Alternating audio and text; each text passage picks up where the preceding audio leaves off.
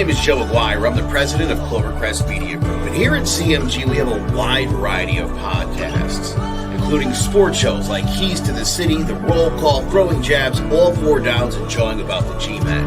And great true crime shows like Sticky Meek, Crimes and Consequences, Ivy League Murders, and Bird, the unsolved murder of David Eichmann. You can find all these podcasts and so much more by visiting clovercrestmedia.com.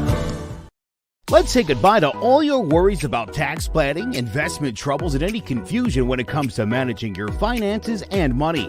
Here at Rocky Hill Accountants, our team has a combined 35 years of experience and will help you do it right. We're dedicated to your needs and will deliver on a result that is professional and trustworthy. Our firm is large enough to offer a full range of professional services, but small enough to give you the individual attention that you deserve. Our business portfolio includes thousands of prepared tax returns for individuals, families, partnerships, businesses, and more. The team at Rocky Hill Accountants are also thoroughly trained in tax laws and procedures. We have the ability to represent taxpayers before the IRS when they arrive at collections, audits, and appeals. This allows us to offer our accuracy and audit guarantee to tax clients. Please visit our website at rockyhillaccountants.com or give us a call at 860-257-4238 to schedule an appointment. Coming to you live from Florida, it's Speaking It Real. Here's your host, Frank Cuesta and Carlos Contreras.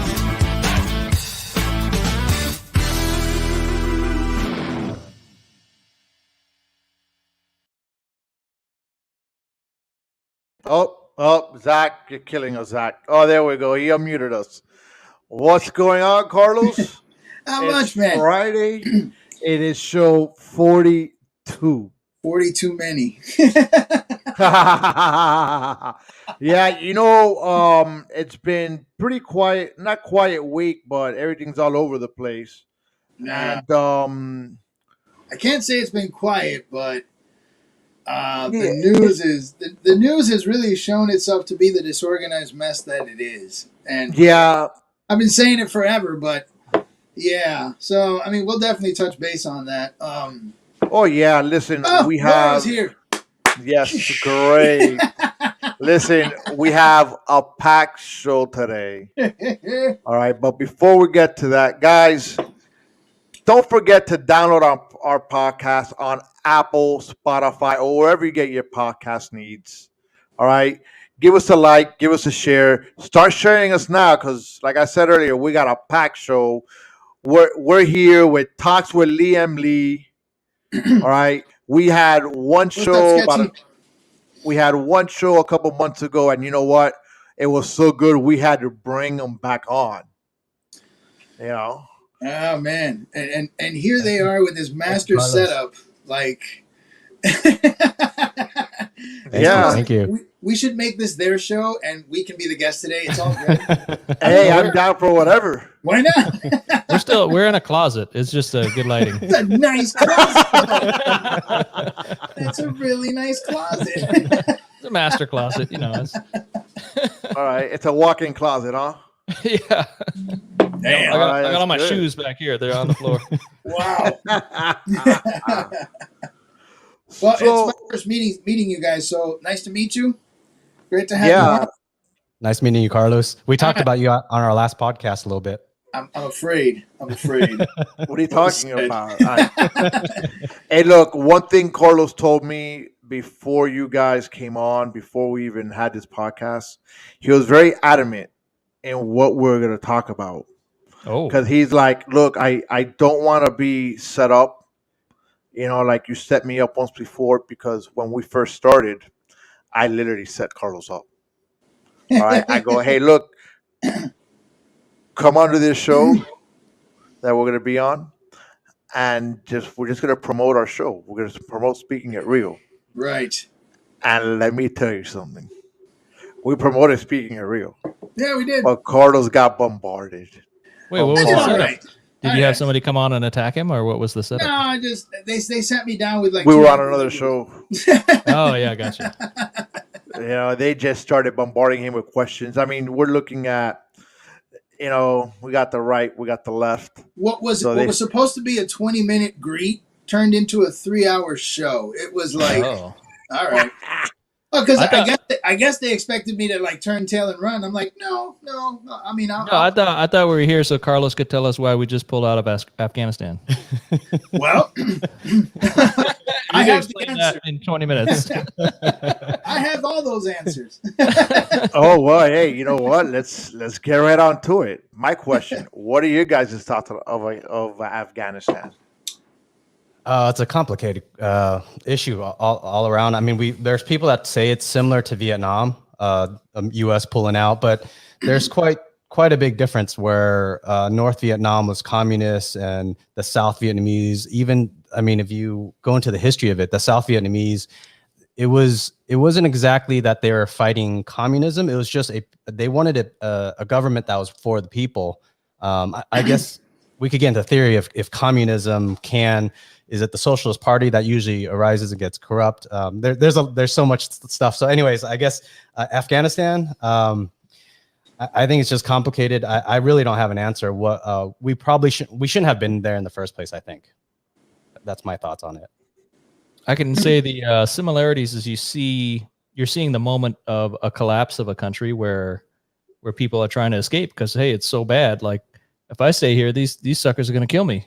So any plane I can get on, any way I can get out of here, anywhere I can go is better than here because these MFs are, they're after me. So you're seeing the end of a government. So it's terrible. It's terrible. Right. Well, Laura is saying that we had to pull out, just not the way we did. Now, my question to her or to anybody else that's listening: what would be a good way to pull out? I think everybody always knew that the Taliban were going to take over eventually. Yeah. And it was just a matter of time. I think it doesn't matter when we pulled out. I think it was going to create ruckus, period. What about setting up for America to be there long enough to set up a government that's actually sustainable and a democracy? That's the mistake we made right there. Is trying to do that for 20 years. There are just some places that are not going to bend. They're not. We honestly should have left the minute we got Bin Laden. We should have left. That would have been the prime time and probably the most right time to go.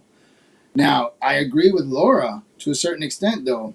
I mean, like I said, I've been listening to a lot of information, and, I heard, at least I've heard from sources, and I'm trying to find it, but conversations were had, plans were made where there was supposed to be a much smoother pullout than this. They just weren't executed. And so instead, we just literally hightailed and ran, and we left them a treasure trove of weapons. We left 10,000 Americans behind. That's the point. Like I think everybody realized the Taliban was eventually going to do what it was going to do, but we literally just packed up and left, and we left a lot behind in the process, and it looks a lot messier than it could have been. So, and I'm not saying it would have been perfect, but threats were made to the Taliban when they were being told, hey, we're leaving, but if you try anything, these are the consequences you're going to face as we are on the way out. I'd like to verify that. I hear there's conversations that were recorded where this information can be verified, but they don't want to let that stuff out. So, hey, look, I don't know. Ovi Muniz is he's on the chat. He's part of the HHW wrestling show and HHW podcast and All Four Downs. And he served in the military. He was in Afghanistan, and he's commenting over here. No matter what will happen now, 5 or 10 years later, that action in Afghanistan would have happened. I know this from experience. But no one's doubting that. There is nothing smooth for any pullout. And it's true. I mean, that could go many different ways. But, there is nothing smooth to any type of leaving any type of country. And now I'm going to tell you that the way that I see it, and Ovi could probably either agree or disagree with me on this. We were there. We got there. We were training their military also. Mm. Okay, to fight against the Taliban. Now, from what I've seen in the news, the military just went boop and they backed off. Mm-hmm. Yeah, some of the So- documentaries that the military that got trained there, they are not ready, man. If you see them try to pick up a gun, them try to run, Right. them try to. You remember when I think it was last week, and we were beginning to talk about Afghanistan, and I told you something's not right. How is it that we've been training people for 20 years, and no one looks like they're ready to fight anything? It's like, what have we been doing there this whole time, or what have they been doing with what we've been showing them this whole time? Something didn't smell right for me a long time ago. I keep hearing, yeah, we've trained their military. I'm like, where are they? Yeah. I don't see them. They backed off and left. Biden saw a few months ago about the Taliban were no threat. I don't think this is more political because Laura Trump didn't do too much either. Trump I don't think had a plan much. So I don't think it doesn't matter who the president is. Whether it's Trump, Biden, Obama, the guy before him, Bush. It doesn't matter who it is. I think this would have happened, and there's always to be a finger to point. Yeah, I'm not sure I can agree with that. I mean, I do feel that the end result probably would have been the same no matter who, but the process getting out, I think, would have been different depending on who was president. I don't think there was a way to get him out. There's not a smoother way to get him out. As far as I know, there were plans in place, and they got completely ignored. I absolutely want to verify this information. That's why I told you earlier, I was looking for articles, and no one's really getting into the details about what was planned or what wasn't planned. Everyone's just trying to cover for politician X, and it's ridiculous. Like, this is what our news has become, and it's annoying. I was really trying to find, give me the nitty gritty here. I've heard that there were plans and there were contingency plans in the prior administration. I want to see them. I can't find them. People are saying that people are saying that I've heard Biden. there, Carlos, is I'm sorry. if you go to NPR, I think NPR has interviewed a couple of generals and ex-generals that were theater commanders over there, and they had pretty detailed info that you wouldn't see in the news. If I can go find that, I'll send it to you. But Sure. and- I mean, I've heard there are conversations that were recorded between leaders, between Trump and some of the leaders. In fact, I heard something pretty sinister. Trump actually told them, and this I'd like to verify it, so just don't take this as biblical truth. During the negotiations, Trump told the Taliban, he actually told them, look, I'm going to end up doing XYZ if you don't follow these contingencies. This is a condition-based exit. And in that conversation, he told them, by the way, you're in this location right now, and I can wipe you out if I chose to. I know where you are. Don't, and basically threatened them and told them we're going to get out, and then, probably the chaos and everything was going to ensue anyway, but I think it would have been a smoother exit. Now, we can spend time verifying the things I've heard this week. I've done everything I can to pay attention to this story for this show. Yeah, but, I'm sorry to interrupt you there, but Ovi has a point, and I'm going to completely agree with him. The only people that have intel about pullouts are classified information. Okay, don't believe the hype. And being the fact that I was in the military also, there is stuff that is very classified that me as a soldier, I'm not going to know. I'm told, hey, go do this, go do that. And you know what? You go with what's being told to you, and you go with the minimal intel that they're giving you. They're not going to tell you the whole plan. No at one's that going to tell one you the moment. whole plan. Yeah, but Okay? Frank, let's So be honest. Dude. I'm willing Leaks. to bet that there's a lot more to this than what we all know, and that we will probably never know. Leaks are as frequent as you after 10 beers, dude. You can say classified till the day is long. Classified shit comes out all the time, and you know it. Hell, Lord knows how much classified crap we heard during the Trump administration. Stuff we were not supposed to hear, yet it was all over the news. So, classified, schmassified, it's there. It's supposed to be classified, but that doesn't mean people don't talk in Washington. They do all the time. Yeah, I'm a 4 beer guy myself. Well, there you go. I'll tell you everything after 4 beers. There you go. It takes me a couple more of that. Then you have the optics of it. Like during the pullout, I believe he decided to go on vacation. Then he's talking about, oh, this was 4 or 5 days ago, like it was no big deal. He's handled this horribly. From his end. So, I mean, there are many things that are going on right now outside of the atrocities we're seeing. The whole thing is being handled terribly. He's distant. He doesn't answer questions. He turns his back when they want to ask him questions. He's extending vacations, I think I heard. It's a mess, dude. I mean, but again, I don't want to make this too much about President X. Yeah. What do you guys think about the military-industrial complex? How much do you think like it played 60% on this, keeping it a 20-year war, or keeping it as long as it could, or was it like 10%? Or you guys have any theories? Are you asking if we thought this lasted too long and they it was all about money? They basically Vietnam this is what you're asking us? I think I theorize it was a lot of money that was just exchanging hands for military weapons or people paying each other, senators or a high up government. That's something we do. It's something we're good at. I guess I just theorize, is it 90% or is it 40%? I kind of right now, if I had to guess, if I had to just throw some number out there, I kind of feel like it's 95%, but I'm open to arguments. I think, like I said, we're all going to have different opinions on this, but if there was a time when we could have left and at least made it seem like we had a definite purpose as to why we went and when we're leaving, it was when we killed bin Laden. Laura says 90%. Thank you, Laura.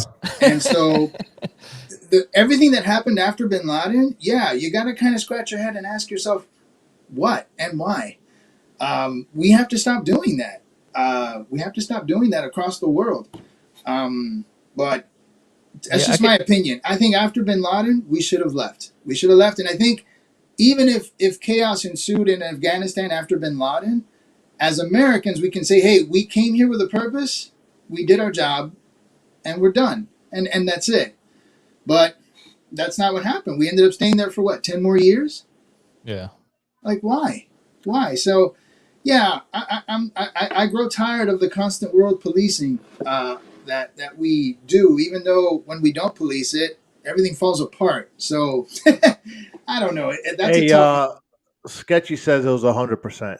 Thank you, Sketchy. Sketchy's raising the bill. I got Sketchy and Laura on my side today. Oh yeah. And let me tell you, man, Laura. That's a dichotomy you never hear. I don't think you realize what you just said. Yeah. Sketchy and Laura on the same side. Y'all play Powerball tonight. Yeah. You really have to, man, because that's few and beyond. That's not a whole lot, but that happened. Yeah. So that's it, and it's a terrible thing now. But we also have to go with what we've always said about past presidents. If the buck stops here, then this is his dinner. This is what he has to eat and serve, and this is on him, no matter what.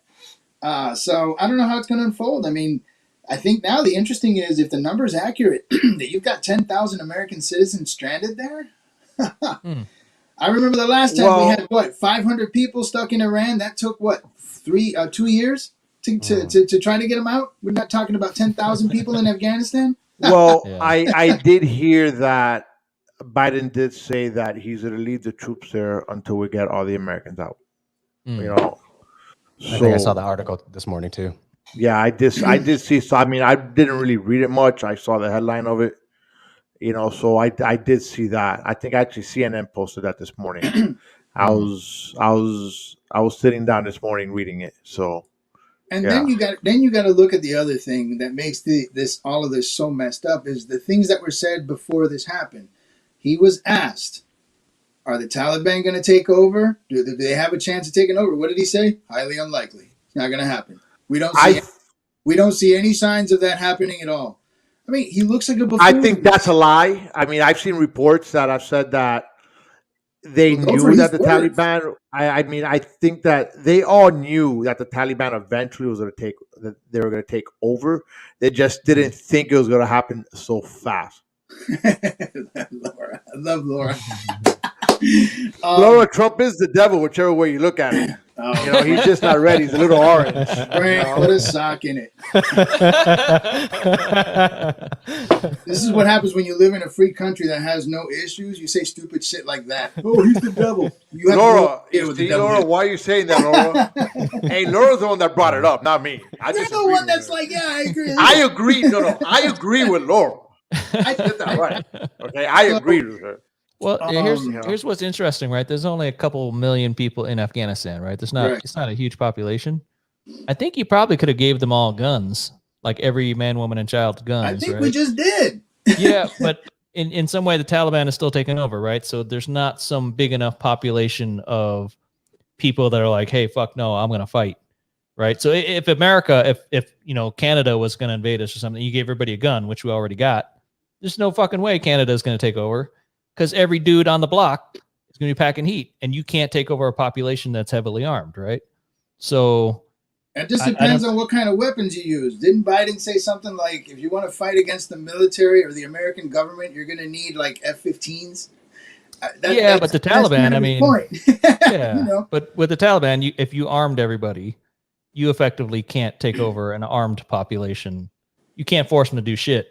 You can kill them. I agree with that. Yeah. Mm-hmm. So it's weird to me that was not some bristling problem for the Taliban. What it tells me is that everybody there has family ties and religious ties, and is somewhere in the middle, and is dancing across the line. And sometimes I'm good, sometimes I'm a terrorist, sometimes I'm this religion, sometimes I'm in cahoots with this is my cousin over here, and I'm going to tell him where everybody's at. And to me, it seems like a very mixed up. I brought something like that up last week too when I was talking to Frank about how I felt it was weird that the Afghan troops weren't like, they didn't appear like they were being trained. And I also said it almost seems like they're just in cahoots, like they're just okay with this, like it's not a problem to them. Like, and some of them probably even support it. How many stories have we heard about the troops we're training shooting at us, taking us out? Running away, just all sorts of stuff. It's been a fiasco training them. And I mean, Frank, you can speak, but from experience, if you want. I can't speak about Afghanistan. I've never been there. Oh, I thought I understood. You didn't train the Taliban? No. Actually, Ovi, if I'm not mistaken, was in Afghanistan. I took the beard lessons, huh? Yeah, the long hair too, right? This is way back. I was training Al Qaeda, not the Taliban. So I watched a short documentary, but it was more on the countryside of like Afghanistan. And the issue that they had was that you get a family unit, maybe 5 uncles and aunts, and then the kids and whatnot. But their farm is spread out on, I don't know, 10 acres, 20 acres. And so when the Taliban comes around, it's easy to decimate this family unit because they're so spread out. And the U.S. Army would come in and train them, give them guns, and then they would circle around like a few months later and come back and check, do they still have their guns? Are they still practicing their weapons and whatnot? Every time they come back, these people are so spread out, this family unit spread on their farms, and they're like, we can't train. We need to get food. We need carrots, potatoes, whatever it is. And so from the economy to the money to the family unit getting food, that was one of the biggest troubles that they had. Now this is for the countryside, so there's just spreading some thoughts for what Emmett said earlier. And those are logistics that I'm sure they've been experiencing for years. It is mind-boggling that we as a nation. No, it's probably not mind-boggling, but I mean, you see these things occurring year after year, and 20 years later, we decide it's time. And then we go back to the industrial complex. It's like, that's just a mill for weapons, and it's essentially another Vietnam, is what it is. And so, the U.S. needs to just stop doing that nonsense. There are just some places that are not going to change. They don't care for a democracy, and it's not our job to put one there. Let them do that. And to some degree, fix the stuff that we got, the problems we have in America first before we start trying to be a world police somewhere. Police are people, or yeah, but you can't just leave everybody alone because they'll fly an airplane into your building. So you can't just leave everybody alone. Yeah, there's bad countries. There has to be some semblance of I guess supervision or monitoring. It's a hard tightrope to walk. Right, it is, and but I think so essentially we are the world police. Right, and I think that's a problem, though. I don't mind policing, but I think what's really happened, and I think this is where the industrial complex is probably at greatest fault, is that we've made the rest of the world way too comfortable with our policing. They all depend on it. The problem is this: if we're going to police the world, then you know what? Let's go into Venezuela. Let's get rid of them. Yeah, let's just go handle Let's Cuba. go into Cuba. That's a problem. We could have handled Cuba years ago. If we're going to be the world police, you know what? Let's go into all these other countries. I've actually said that before. Like nobody gives us credit for the good things we do. We might as well just be an asshole and just just take over who you want. Let's just start taking them out. Yeah, the U.S. just might as well go be a bully. Yeah, because everybody sees the U.S. as a jerk bully anyway. It's not like everybody's thankful and says thank you, America, for making the world a better place. So if they're going to blame us, then the U.S. should just go kick everybody's ass. Which I find funny because when they protest against their government, it's our flag they're waving. So which is it? Yeah. Which is it? You saw Hong Kong. U.S. flags everywhere. Cuba, U.S. flags everywhere. Venezuela. What's the deal? Yeah, they're calling for help. Make up your minds. You either hate us or you don't. But this, again, we did this to ourselves. The rest of the world has gotten too comfortable. That's why so many nations in Europe and stuff, they have like small militaries because they know, all right, if anything happens, the U.S. will be there. We need to stop doing that. I think we just need to stop doing that.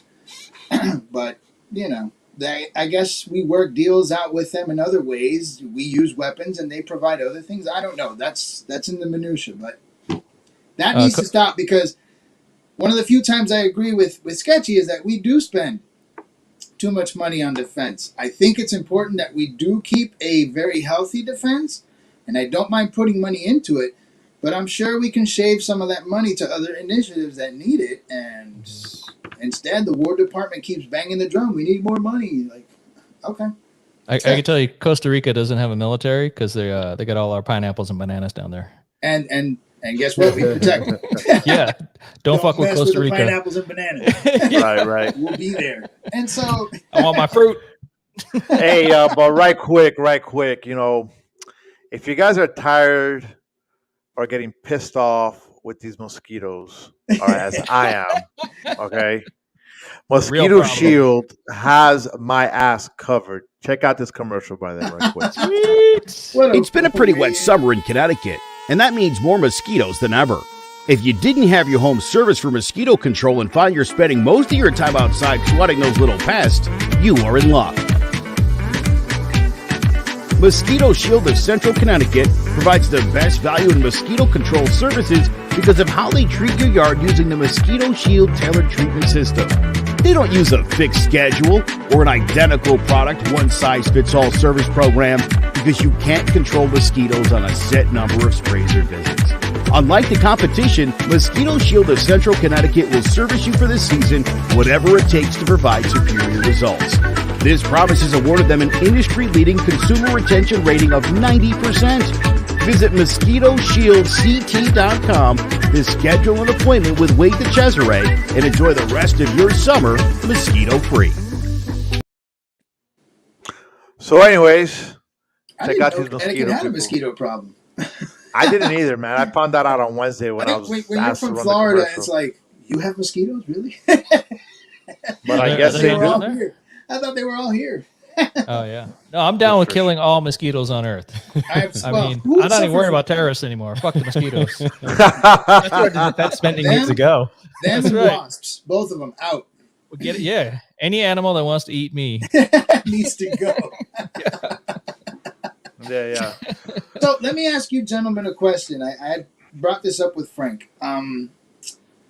Have both of you ever lived in Vietnam or you're first-generation Americans? What's your story? First-generation Americans. Okay, so I'm assuming anything and everything you've heard is from your parents. Have you been there? I've been there about 4 times, and then spent 6 months twice. So in 2010, spent 6 months there. In 2018, spent 6 months there. Okay, so yeah, Naturally, there's always the conversation about socialism and communism and the realities of it and the violence behind it, and you know every talking point. But I love to hear actual experiences or stories from people who have either lived or have family that lives there. Now, Frank and I have Cuban families, and we've heard our terrible stories. Vietnam is one of those communist countries that are like, it's quiet. I never hear about Vietnam and communism, but it is. So I think, just for my knowledge and for our audience, tell me about communism in Vietnam. What's it like? Just some feedback, something. You want to go for it first, Emmett?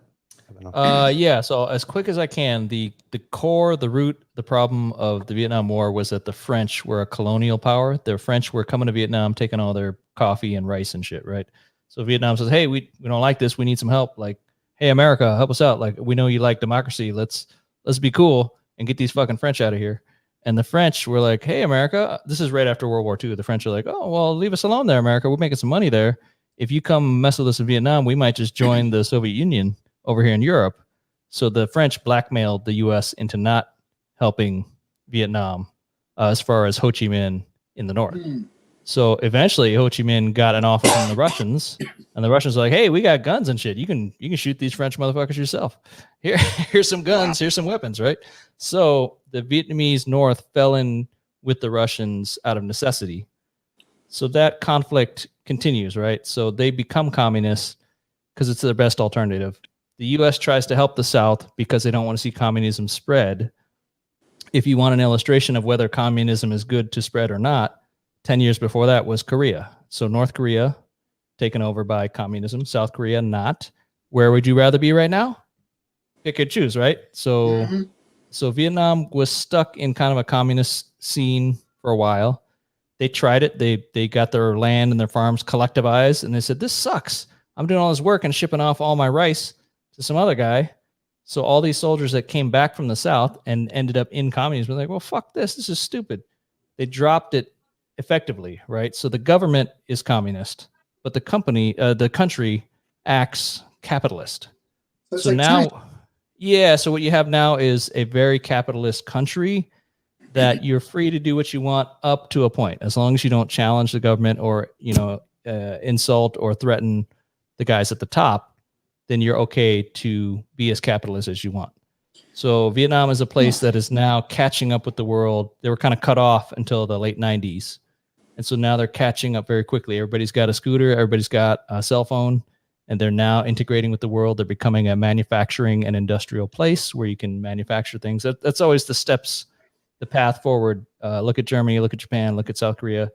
You start industrializing. Once you can build shit with factories, look at China, right?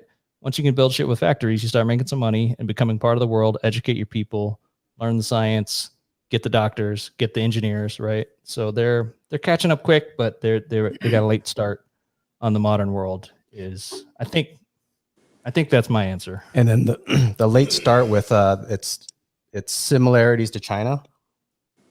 So my personal story is talking to locals there when I went there for 6 months. One of my most favorite things is to kind of sit down and get to know them and ask them, so what do you think, what would have happened if South Vietnam and America would have won the Vietnam War? And due to propaganda from the government and what they allow textbooks to have for the teachers to teach the children, a lot of the young generation is saying, am I allowed to cuss here? Yeah. On the show. Hello. Have you not been hearing Emmett? Sorry. I got heated. Some of the younger generation told me like, yeah, America would have fucked us up. And I'm like, wait, what do you mean? And they're like, no, they would have came in, they would have taken our rice, would have taken our women, they would have raped them, they would have pillaged us. I'm like, well, don't you see the similarities in North Korea, South Korea? And they're like, no, that's a different story. I'm like, I think that's the same thing. I think that's kind of what would have happened. If America would have and South Vietnam would have won, it probably would have been a divide of North and South Vietnam, and then South Vietnam probably would have prospered. But today, people in 2018, I was asking the younger generation, what do you guys feel about about that, and that's how that was their answers. And I think my theory is just what they're being taught in class and what they're able to search on Google. I can't verify that part because my Vietnamese is not that good enough to actually search on their Google and try to decipher what's being fed, is it filtered or whatnot. But the answers that I got, that's the younger generation thinks that. But just to take it on the human level, on a one-to-one basis, I mean, people are fucking amazing. Like, I love just sitting down talking to someone in a different culture. And to me, Vietnam, even though that is my in my genetics, I'm Vietnamese, but for me to talk to them, I'm so much more American. I'm so many I guess degrees separated from their livelihood that when I talk to them, there's such a divide or such a difference. So for me to be able to connect with them, and when we share coffee, beer, and eat and talk, I mean, there's no divide. It's fucking governments and borders of countries that really causes all this hardship. So, Emmett, you brought something interesting up because, Yeah, again, this is just me. I'm sorry? Oh, yeah, the French. No, not the French. What I understood from you is that Vietnam is in a state where I guess the people, I'm just going to say it the way I understood it, Sure, so please yeah. clarify. It seems as if the people are content making their money and just being left alone by a government. But the government, it's almost as if they're like mob bosses, but they're quiet. Yeah, there's still government control in that you can't just go on vacation. You can't leave the country without good permission, right? You're gonna need a lot of government permission to leave the country because they want to make sure you're coming back. So there's a lot of control. There's a lot of freedom up to a point. The point at which you bump up against the government there, and the government there is much more of a cohesive, singular thing than in the U.S. In the U.S., when you say the government, you could be talking about the health department or the DEA. There's a million things going on. It's hard to say the government in the U.S., but in Vietnam, it's a lot more coherent to say the government, in that as long as you don't cross the line in a couple places, then you're kind of free to do what you want. As long as you're not out there, saying the wrong things and doing the wrong things, then you're okay to live your life. And I think what they're learning and seeing is, they got Facebook, so they're friends with me. They see my life, right? They see what I'm doing. They can also, there's been Vietnamese people in America for 40 years now. So people come back and visit and they send money back, right? And so they'll get those stories of what it's like in the US, right? And so if anybody in Vietnam has a chance to move to the US, are they going to say, not really, I like it here? Or are they going to say, hell yeah, that sounds great? If you give them a chance, hey, do you want to move to Russia? They go, I don't know, right? So that's kind of the proof in the pudding, is that they get they have enough external feedback to kind of see the world in a skewed way. But, a lot, there's probably millions of Americans that were visiting Saigon and Vietnam. So you get to see these million people and you go, are these evil rapist assholes, or are they just obnoxious jerks with a lot of money? Right. So they see some version of America in different ways. So I think the truth is kind of bleeding through slowly. I think to answer Laura's question in there, which I think kind of what Emmett is talking about, and then she's asking when do you cross the line? So things that, like, if you created probably a radio station there and really promoted freedom of speech, but freedom of speech like against the government, they would probably crack down on you. Mm-hmm. But if you created like a ramen shop and you became a multi-millionaire, billionaire, they probably wouldn't care unless if you paid your taxes, they wouldn't give a crap. So it's just those things where you do cross the line with the government, whether it's money or a certain freedom of speech that could impede the government's control. Did we lose Carlito? We lost Carlito. I think Carlos. Oh, he's back. Oh no! He got censored. Okay. I censored Vietnam is on our show. They know. They're like, hey, Carlos is asking all these questions. Cut him. So they actually show him what's up. So let's see if I get this right. They could over there pretty much do a lot except for going against the government, obviously. Exactly. That's pretty much it. The punishment. So they could. they could probably, I mean, put you to jail. And the thing about the jail thing is the government and the police, they're one entity. So their agenda is the same. So that's where you should get scared. If you're in that position somehow, that's when you should get scared. Yeah. Where in America, it's kind of different because say if I created a radio station, talk shit about American government, I guess I can't. It's different. I'm trying to think of. Well, the difference is you can get a lawyer and have a decent fight, right? It's money based, but you can fight with a lawyer. In Vietnam, there ain't no lawyer going to get you justice. Right. So how could we compare him to Cuba?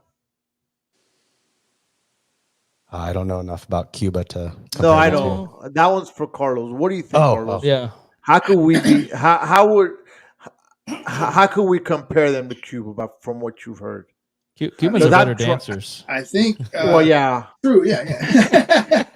I think the issue with Cuba is that there's no semblance of capitalism there. I mean, when they say the government controls everything, that's not an understatement. Like they control everything, Right. And so they control the resources. They control how monies are spent. Let me ask you guys a question, just as a comparison, so you can understand, Frank. In Vietnam, how do you get your food? You go out and buy it. I mean, you make your money from your job and then you go out. Yeah. Right. So in Cuba, Frank, they stand in line. It gets rationed. Right. That's what I mean.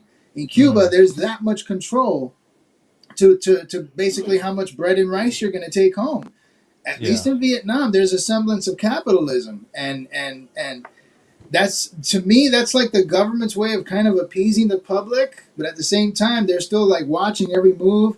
I don't know if I'd be down with that either. I mean, some people might be okay with that base level existence. I'm like, no, I want them out, but that's me. Yeah, that's me.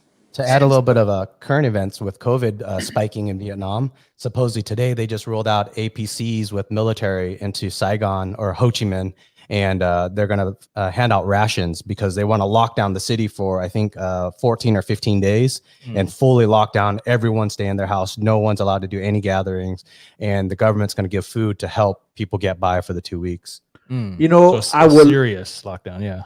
But you know what? I would really love to see how that works. How that works out with their COVID numbers. Yeah.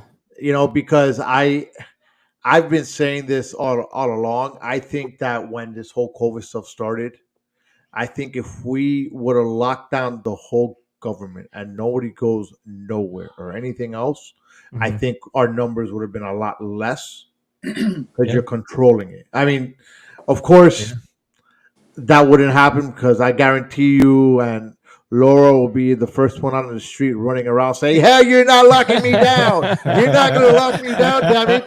Frank, this is you. You know, this is your socialist. My freedom. You're a communist." You know? So I guarantee you, you know, but I think, you know, as a country, I think if we would have locked everybody down completely, our numbers would have been down. So speaking of COVID now, how are the did you guys get vaccinated, just out of curiosity? Yeah, I did. Yeah, I did. Yep. Okay, so both of you did. All right. What do you guys think of a third booster shot? Third booster shot. Oh, a third shot. Oh, I'm sorry, a third shot. Sorry. Yeah, I guess the concern is that you know, people are concerned that maybe it's a scam for the pharmaceuticals to make more money, right? They want to sell another shot. Is that the main objection that people seem to have? You know, I don't have enough information, but I would say, hey, look, if there's another shot, that's one thing, that's one aspect, but it's not a major aspect. Yeah. I think what we're dealing with here in a realistic scope is we're all getting vaccinated with shots that haven't been approved, but we're taking the risk. We're like, you know what, we'll do it, fine. And now we're finding out that it's possible that the first vaccine we took wasn't strong enough because people who are vaccinated are still getting sick. And so now we're going to start taking boosters. So then you can't help but add that little nugget you just tossed in there. Like, all right, what's going on here? Yeah, if it's critical to fight the new, stronger variants, then that kind of makes sense. Right, it does. And I mean, I think we should be fine. No one's gone full Resident Evil yet, as far as I know. So Yeah, I can tell you a little story. My cousin out in Boston is a head of a ER department, right? It's a prestigious hospital. He's the head of the ER, and he says, you know what? Obviously, I think everybody should get a vaccine. It's smart. We've seen that it doesn't jack you up. We know more. Like I know more about that vaccine than I ever knew about the flu shot, and I took the flu shot a couple times. So Right. so what's the real concern? He says, look. I tell people to stop doing heroin all the time, and I tell people to stop drinking like an alcoholic all the time. They don't listen to me. So if anybody doesn't want to take the vaccine, I can tell you what's smart, or you can go ahead and not do it, and then I'll see you later in my ER, and there's more business for me. So, whatever you want to do, I can't fix you. I can't help you do what's smart for you, but I certainly feel like you have the freedom to do what you want. So that was his take on it, and I found that so interesting from a guy that's in the hospital that's seeing people that get into trouble, right? So COVID, obviously, we know people that got their ass kicked by COVID, right? Of course. So even if it doesn't kill you, I'm gonna try to avoid getting my butt kicked that hard.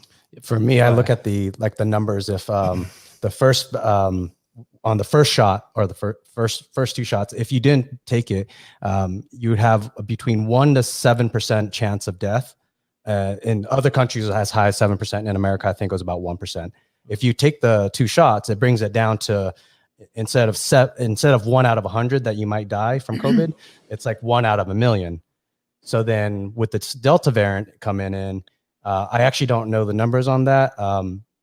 But even if it brings the numbers where it's, say even someone that takes the booster shot and they get sick from it and they die, I think it's still, I hear something 1 out of 1,000,000 also. So Yes. say two out of 1,000,000. So I'd rather take those chances than not get vaccinated or a booster. Actually, a couple weeks ago, I had a spreadsheet that I'm actually looking for right now. That Tracker data. it wasn't a spreadsheet. It was a website that I saw, and it was the numbers of people that were vaccinated that got COVID compared to the people that were not vaccinated and got COVID. And hopefully, I find it. I think Sketchy popped up a stat. He did. He oh, sorry, Zach. Yeah, you see, I have controls of everything also. So does Zach, That's a the problem. producer in the background. So when you see stuff happen like that, that's because I jumped on it and then he also jumped on it. So too many drivers on the bus. Yeah, definitely. I'm just chilling as a passenger. I know Carlos drives as a passenger. It's Backseat so driver. Sketchy goes. The FDA is. I can't even read it right. All right, so the FDA is aiming to give full approval of Pfizer's COVID vaccine on Monday. Remember, science is real. Less than 1% of hospitalization for COVID-19 are vaccinated. 99% are unvaccinated, and he's right. Another statistic that I've heard from doctors is that up to 20% are COVID long haulers, and that's another thing that the vaccine helps prevent long haulers. So I have a broken ankle from a car accident. Someone ran their yellow light and hit me, and it smashed my ankle, and I have a broken left ankle now, and it fucking sucks. So I have my first world problem or complaint at times. I tell Emma, it's like, hey, if I somehow get COVID and I'm a long hauler and it's a permanent long haul, just let me go, kill me. Like, I don't like disabilities, man.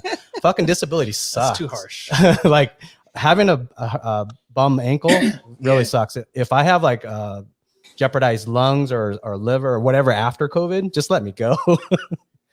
Damn. It's depressing, bro. Jesus. So I'm definitely taking the vaccine. Give me all the boosters. So, all right, but you know what? We're all good with taking the vaccine. Now, going back to what you were describing in Vietnam, on a theoretical level, or at least an ideological level, how do you feel about it being forced?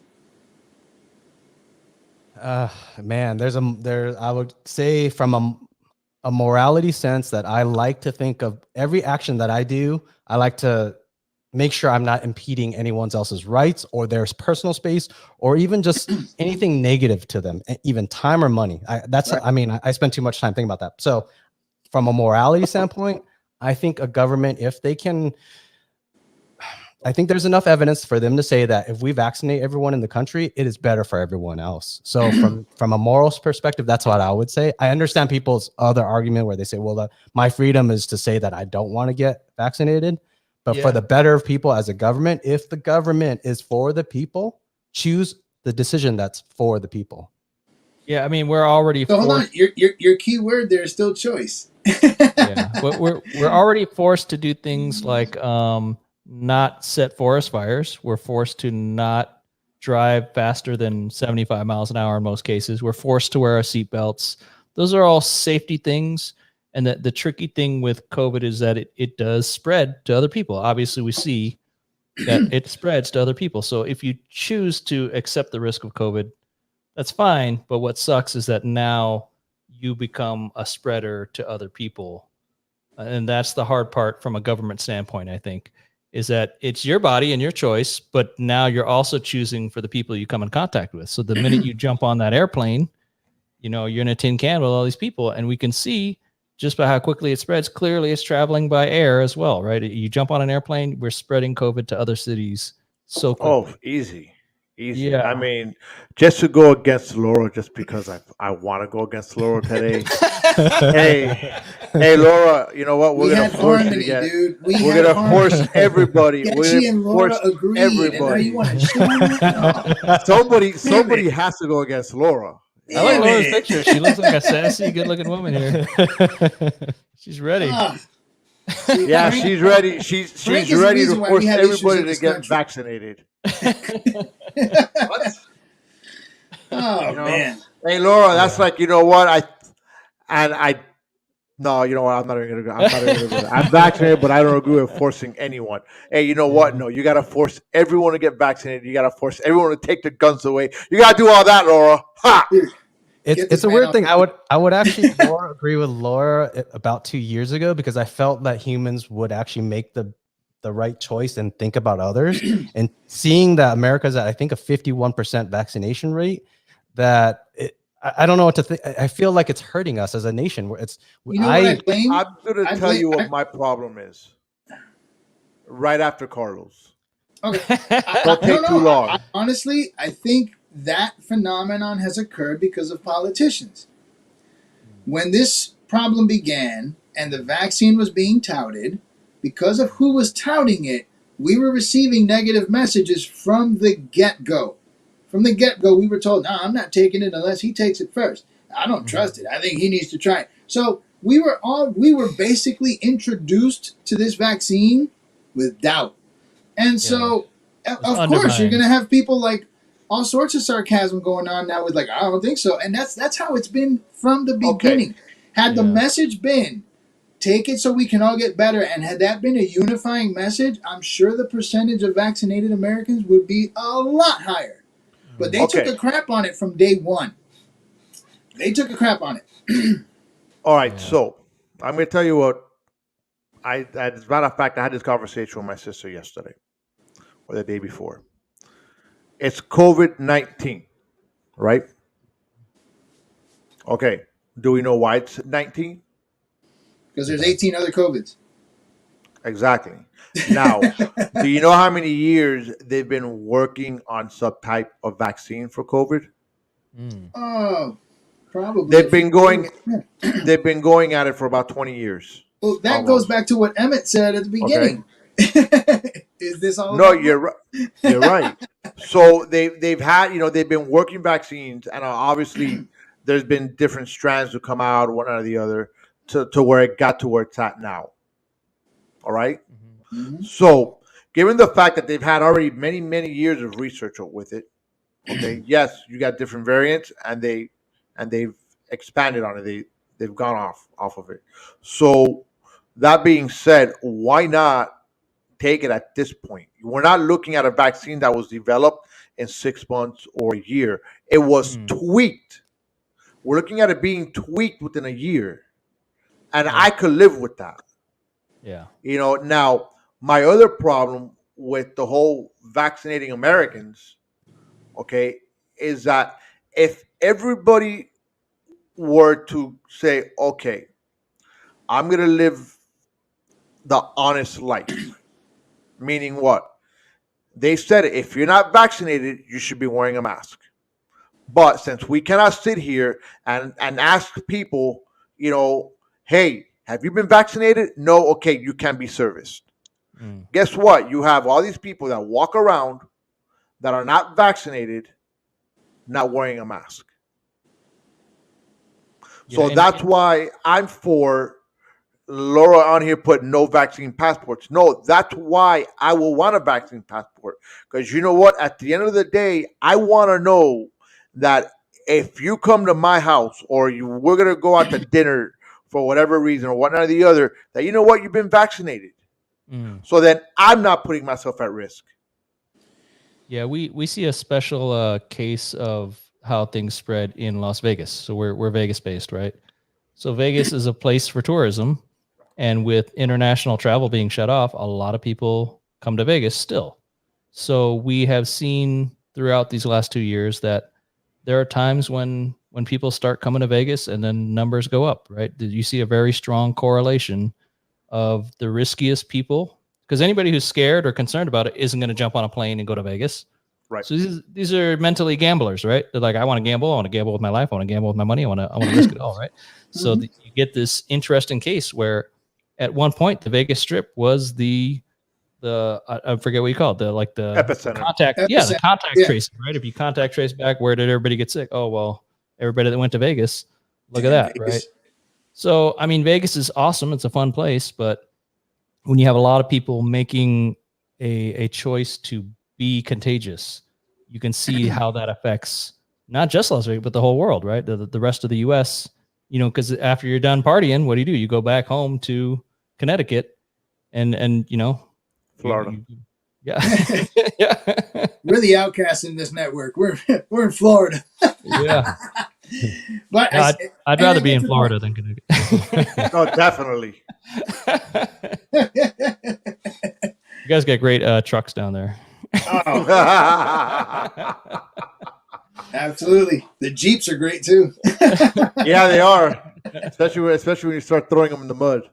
Yeah. I mean, the other thing I would say is, hey, look, if any of us got sick, right, you start getting COVID symptoms, you get jacked up, you're like, oh my God, I'm going to die.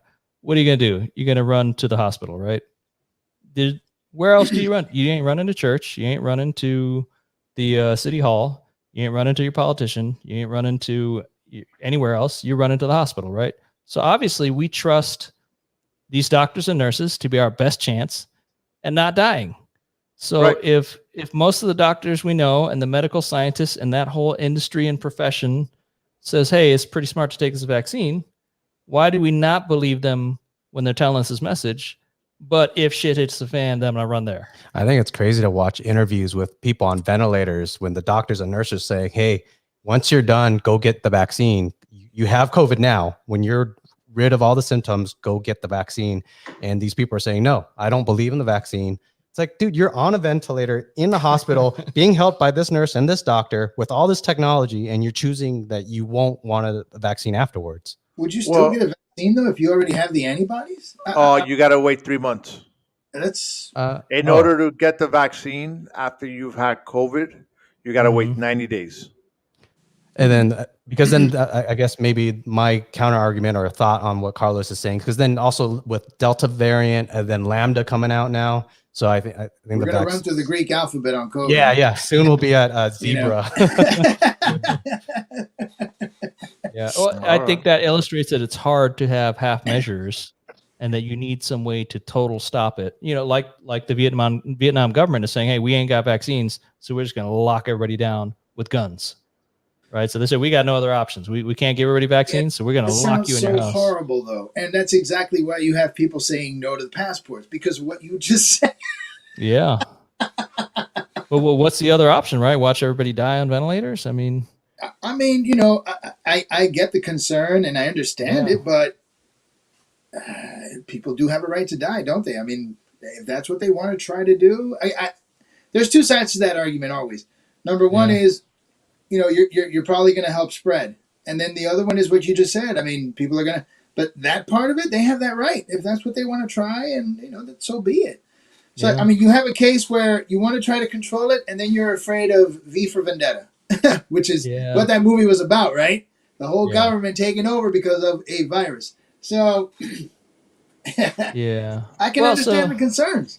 I have another point too. Is a lot of people who think they have a great opinion about it, or have a reason to, they watch something on YouTube and they got some good reason to not do it. I think what they need to do is step back and look like, hey, was I the one that did really well in chemistry in high school? Did I do really good in biology and statistics? Was I the smartest kid in the class on those things, or was I the jerk off that was worried about playing football or whatever, right? So if you're not the smart kid in the class, don't think you got it figured out. Like look for who's the smartest person and go ask the smart person, right? I mean, I'm happy to consult experts on lots of things like medical stuff. If it's something I don't know, if I need a lawyer, I'll go get a lawyer, right? So whoever's got the expertise in that field, you got to find a way to tap into their knowledge. The only issue I have with what you just said is, in this case, the smartest person in the class may have had a hand in why we're in this mess in the first place. Yeah. Trump. Yeah. No. How did you even get there? The smartest guy. Holy hell! How did you even get there? I don't know, just to get a rise out of Laura today. I thought it is. Hey, look, you know what happened? I mean, we've seen the emails and the whole argument with Fauci. To say that he may have had a hand in this, even if it's indirectly. I mean, we talk about the smartest kid. Then you have to start questioning some of the other things you brought up earlier. Is there a benefit to Fauci, or a benefit for Fauci, or the organizations involved in some of what happened?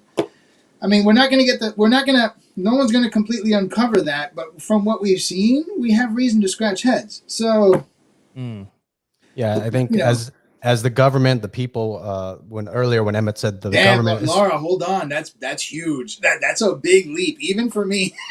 And then you wonder why I come down on Laura. But that's a massive leap. Now, again, though, he may have had a hand in it. Though there's enough communication to where he was interested in it, asking questions about it. So it's not to say he didn't know about it.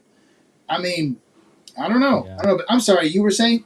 I kind of forgot. I think it's just that the government is so many big pieces, and connecting kind of like the military industrial complex. I don't know if there's one for the medical side, but ultimately we see that greed and money runs America. And so all these agendas from senators, presidents, all that, Fauci too. I mean, I think that could play a role. And this is why I advocate for small government. What you're describing is one of America's biggest problems, which is nebulous government. When you have all these massive administrations, and then they just keep piling up new ones. Oh, look, now I'm creating the division of XYZ, exactly, who's going to be in charge of ABC. Who are they? How big are they? And where are they? No, they're there. And then you just more and more, and before you know it, there are 4 branches of government. We just don't know what the 4th one looks like. But it's all over the place, and they're making rules. They're making rules and making decisions and spending our money. That's one of the biggest problems we have. So, yeah, that's why naturally I'm a massive proponent for shrinking the government, and I get flack for it, but whatever. Hey, so I'm sorry. Go ahead. I just wanted to say real quick. I want to say I appreciate Laura's comments, because she obviously seems like a person who has not the same views, but a lot of times she cares about people. You can see from her statements that her concerns are for people. So I think it's cool to have her voice. Laura's a firebrand. She comes in here, large tank of gasoline, dumps it, sets the flame going. Yeah, that's what she does to everyone. We've had Laura blowing up our comments. I mean, today she's done it. She's done it before, and there's been times where we said, "Laura, you know what? Here's the link. Get on the show." Just like that. And she'll come on, and she'll start talking, and and we have a good time. I mean, look, I might not see eye to eye with Laura, because I don't. They don't. But I do respect her opinion. I do listen to what she has to say. I might just jab at her every now and then, but it's nothing personal, nothing. It's an off fun and games, and that's what. And that's the premise of the show. Right. That's how this show got started. Was Carlos and I going back and forth. That's what we used to say. We're going to teach America how to talk. That's it. That's it. And I said, that's actually sad when you hear it out loud. but it's the truth. Yeah. We need to I teach totally agree with America you. how to talk. So, we've reached this part of the show now, right? Where we did all our talking. We've asked you guys questions, right? So now we're going to go into a different part of the show where we're going to have you guys ask us. Awesome. I Yeah. plead the So- fifth. Normally, so the Talks with Lim Lee, our podcast is really usually about people's careers, their hobbies, and the journeys that lead up all to that. Typically, it's a 3-hour session, so then we go on a lot of tangents. But I think the Cuban thing it's an interesting topic, and actually, Carlos, and you asking about the Vietnamese culture. So then, on your Cuban side, what are culturally?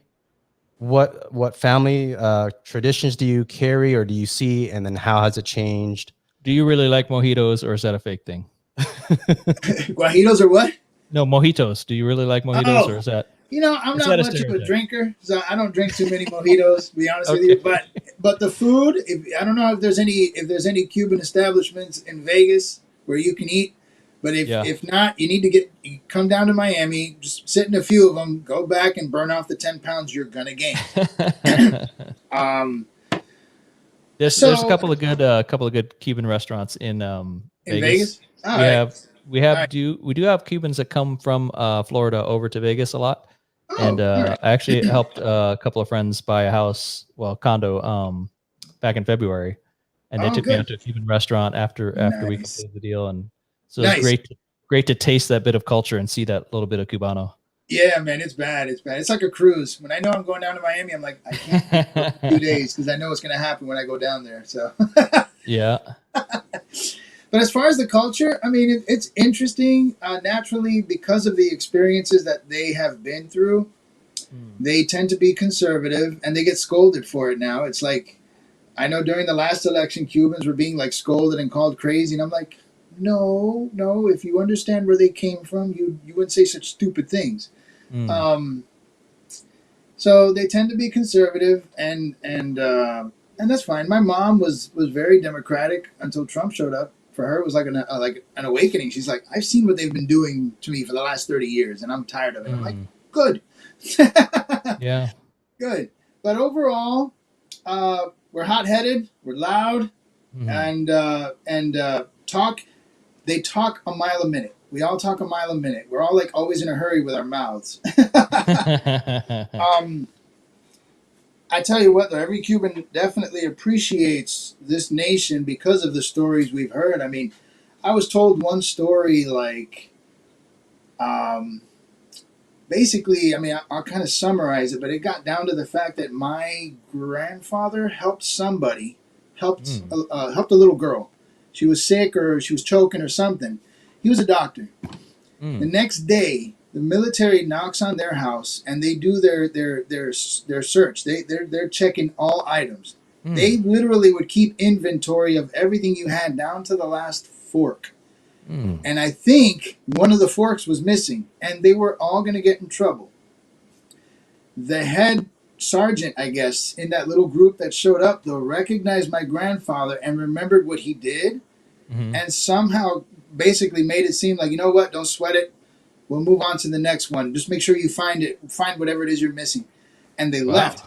I mean, this is the kind of crap they were dealing with down there. Yeah. And so, naturally, when you talk to Cubans, especially about like Second Amendment and stuff like that, yeah, they don't like to toy with that because they understand the consequences of what happens when you remove them. So that's basically like from my angle, the Cuban perspective. I was born in Jersey. I've lived in Miami and Florida most of my life. I'm truly grateful for it. I've learned from those stories, and that's pretty much how it's shaped the majority of my political leanings. Fiscally, I'm conservative. Socially, I'm much more liberal than people think. Can you explain that inventory a little more? Like, is it just the government has issued you a house and your stuff, and we want to make sure? Well, I think, I think the premise of it is you're gonna have what you're gonna have. They just want to make sure you're not making any money and not reporting it. So like you're not getting rich without us, kind of. Right. Okay. Right. So if you're selling some of your items, they want to make sure, all right, where'd it go? And, how did you get rid of it? It got that bad. It got that bad from what I was told.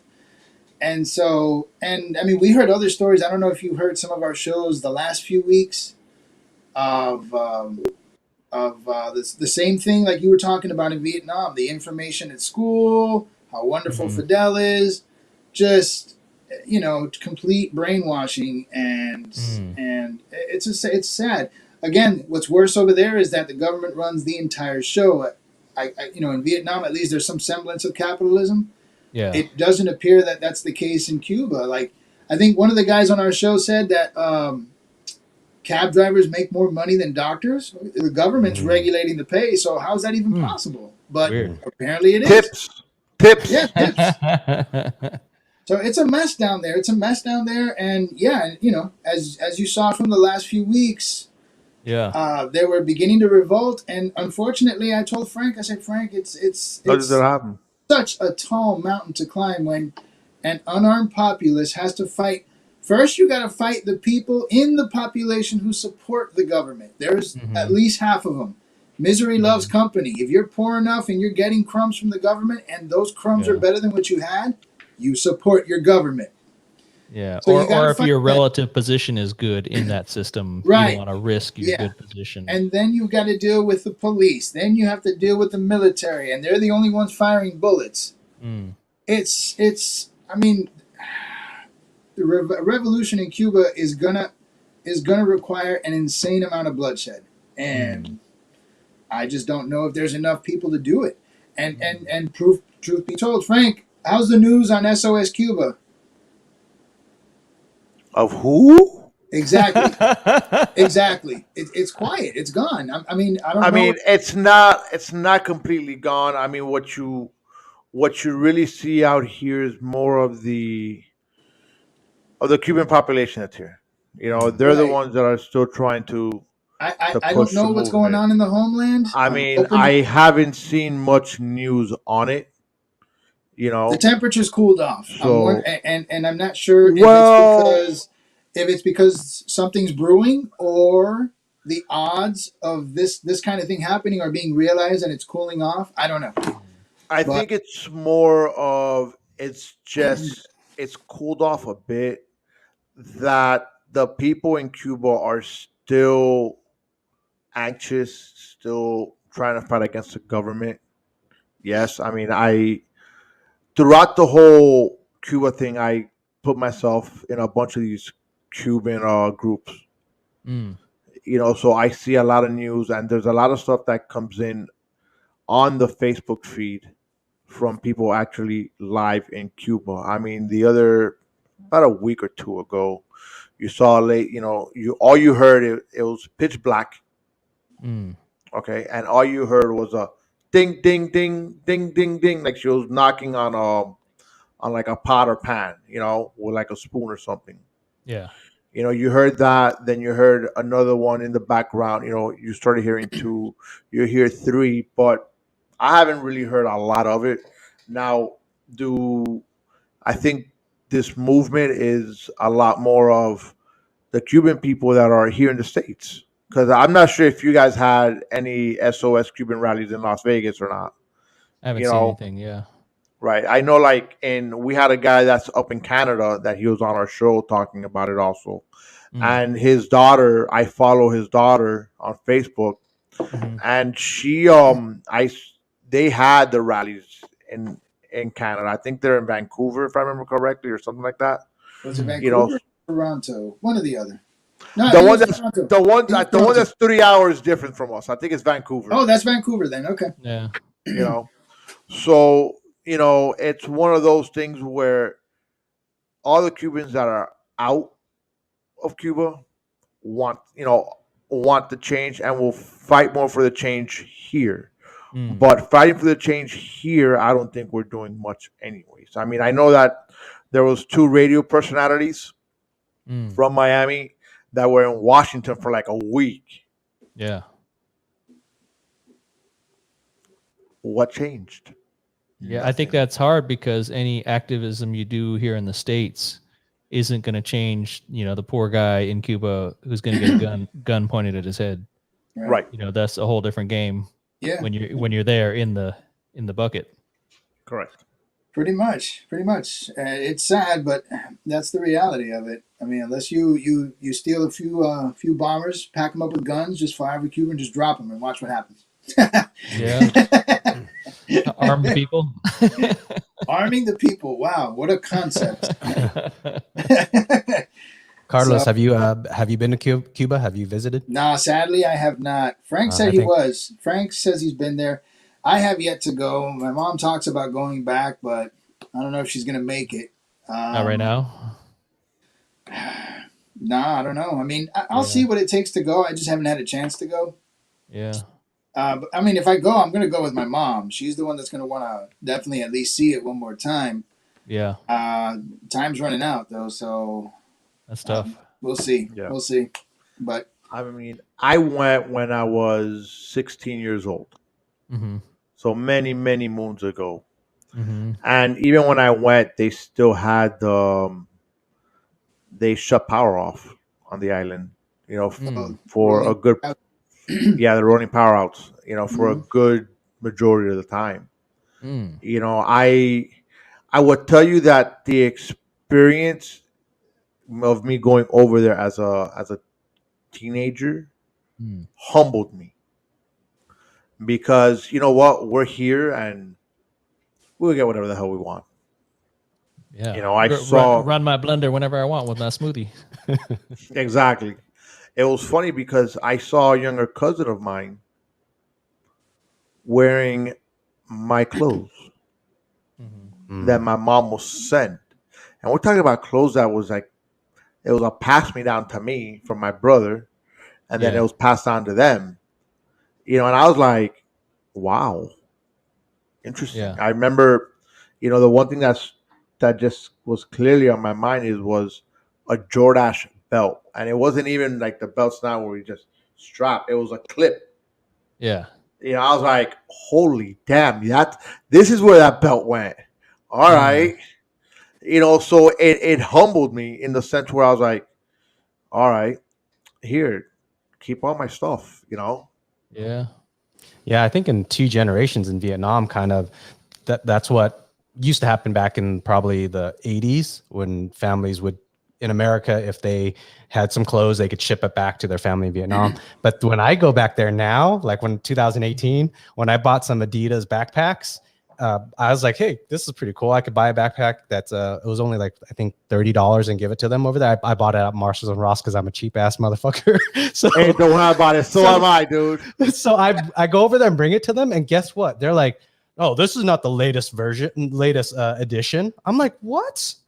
What the hell? You guys are like all picky? Like, what the heck's happening? I don't want your old ass capitalism 2016 ruins stuff. people. Yeah, man, seriously. All in 2 generations. It's just crazy how it's the big jump, that jump has happened. Now, that's a testament to capitalism, though. I mean, the Vietnamese structure, I still don't think I'd jive with it, because I would hate to have someone over my head like that all the time. But just that little bit of capitalism has done that much change in Vietnam. That's why I tell anybody, to those of you who complain about capitalism, it ain't the perfect system, but STFU, please. Yeah, I think there's a quote. You have no idea. It's the worst possible system except every other one. Right. Yeah. A story from 2010 when I was it? I think this was 2010. I think it doesn't matter the year, but so I was sitting down with my cousins in Vietnam. I was asking them, hey, what do you guys think about the Vietnamese government? What do you think about the U.S. government? To me, it didn't occur to me what was about to happen. I didn't know not to ask the questions, but then I saw my cousins. They looked around the coffee shop and they're like, I don't know if we should be talking about this. Yeah, that's the first sign right there. Like, it dawned on me like, oh, we're in a government where we can't freely talk about. Yeah, shut up, dumbass. Yeah. So that subtlety. I mean, it's not. It may not be.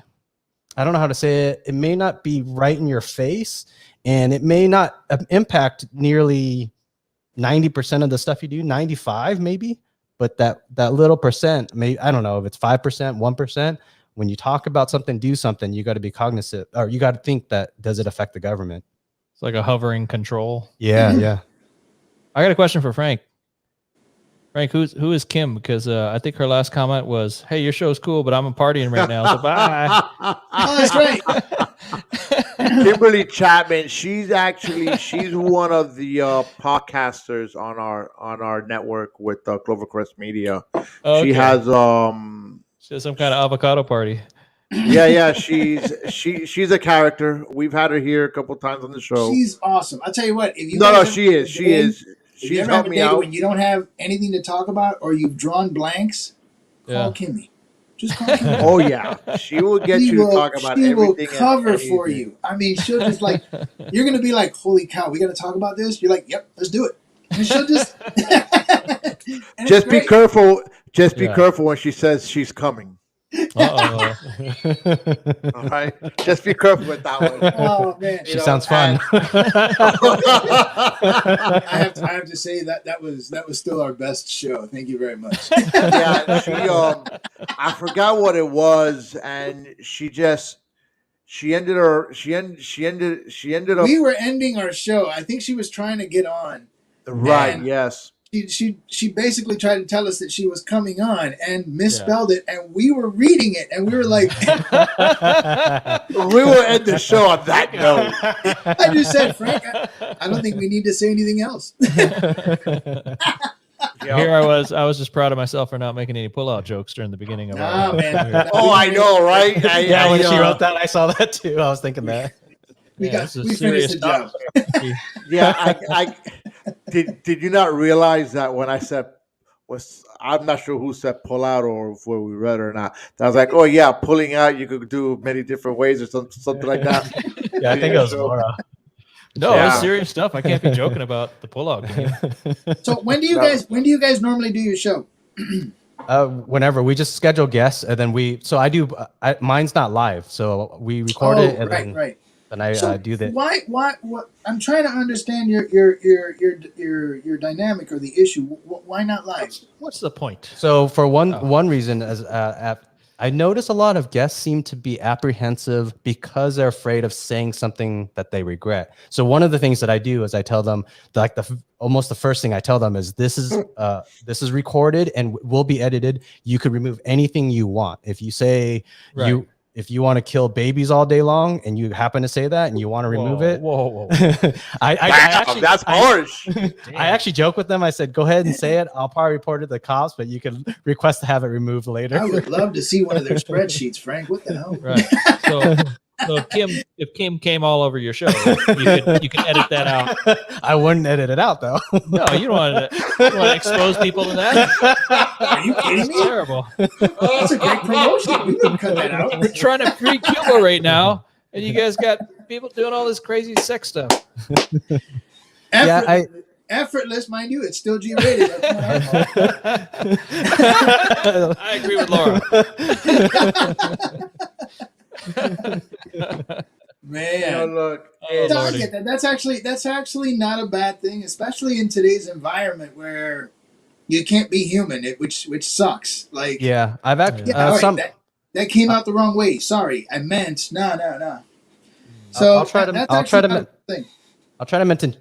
mention two stories that without releasing their names. There was one person that mentioned how much they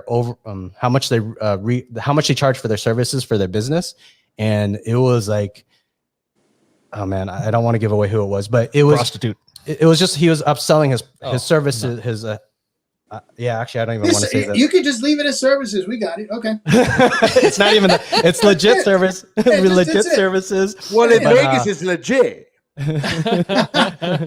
Frank, that's an assumption. We still don't know the service. I don't want to get into that. All right, I'll just shut up there. Well, Lim was thinking he undercharged, right? He was letting the world know that he's undercharging.